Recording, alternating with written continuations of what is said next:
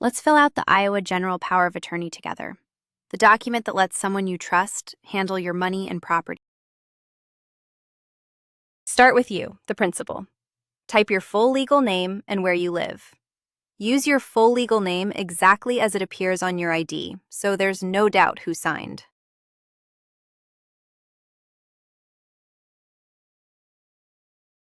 Now name your agent, the person you're giving authority to, here, Ben Carter, with their address.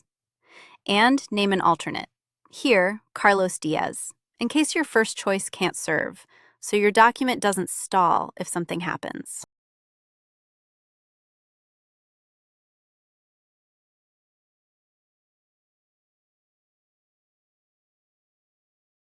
Now the powers.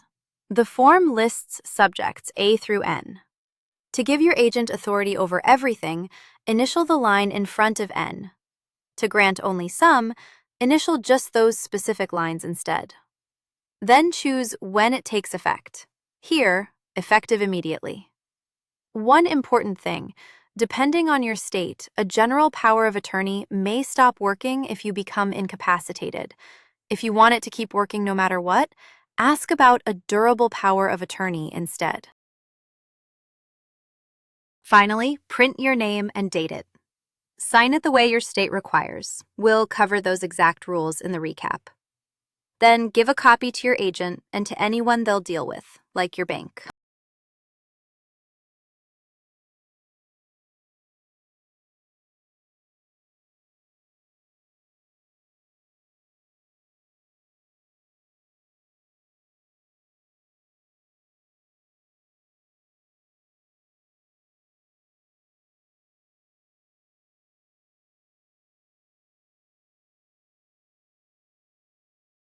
First, the document needs to be signed by you, the principal.